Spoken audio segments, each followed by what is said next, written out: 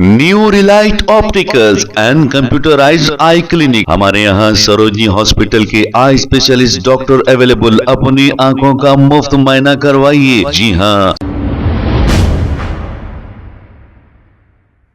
अस्सलाम वालेकुम नाजरीन, 7H न्यूज सच को रखे आपके आगे। नामपल्ली के इलाके पिस्ता हाउस के आगे एक रास्ता सिटी सिविल कोर्ट को जाता है। यहाँ पर अक्सर ट्रैफिक जाम रहती है। यहाँ पर कोई ट्रैफिक पुलिस मौजूद नहीं होती, जिसकी वजह से आवाम को काफी तकलीफ का सामना करना पड़ता है। अब ट्रैफिक पुलिस सिर्फ चालानात के लिए रह गई है, फोटोज लेने के लिए। और बास जगहों पर तो ऐसे सीसीटीवी कैमरे लगा दिए गए हैं जहां पर नो एंट्री है। यहां से अगर कोई जाते हैं तो इन्हें 1200 रुपए जुर्माना किया जा रहा है। आवाम को भी चाहिए कि पुलिस वालों से ये सवाल करे कि हुकूमत को चाहिए कि सड़कें भी सही बनाएं और ट्रैफिक को भी ट्रैफिक पुलिस से कंट्रोल करने लगाएं। आइए देखते हैं इसी की रिपोर्ट।